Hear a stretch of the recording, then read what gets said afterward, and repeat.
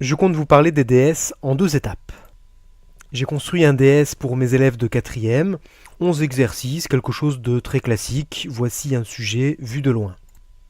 Tous mes élèves sans exception ont passé ce devoir le mercredi 10 octobre. Puis les jours suivants, nous avons corrigé ce devoir de synthèse. Les méthodes pour corriger peuvent être très variées, mais nous l'avons corrigé. Une semaine après ce DS, le mercredi 17 octobre, lors de l'appel, chaque élève devait décider librement et me préciser le travail qu'il préparait pour le mercredi suivant.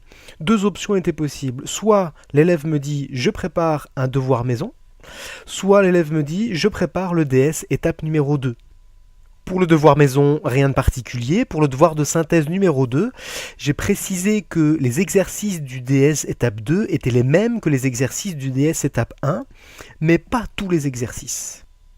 Les exercices les mieux réussis ne sont pas reproposés, les exercices les moins bien réussis sont effectivement à nouveau dans le devoir de synthèse étape 2. Voici donc le devoir de synthèse étape 2, le sujet. J'ai pris l'exercice 3, l'exercice 6, 7, 8 et 11. 5 exercices sur les 11 au départ. C'est bien des copier-coller, je n'ai rien changé du tout. Pour déterminer les exercices les mieux réussis ou les moins bien réussis, quand on saisit avec un tableur les différents résultats des élèves, c'est très facile. Sinon chacun peut faire comme il le veut.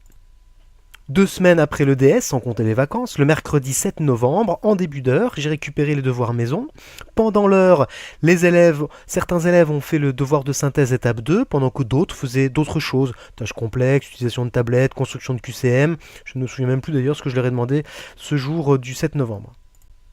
En fin d'heure, je repars avec une copie pour chaque élève, soit devoir maison, soit devoir de synthèse étape 2.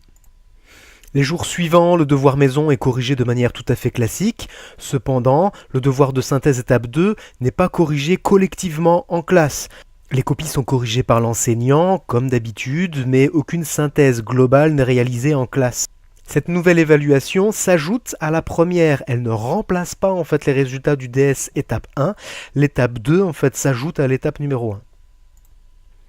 Alors les points positifs de cette méthode, c'est que les élèves travaillent la correction, donc une évaluation loupée peut être rattrapée, au moins en partie.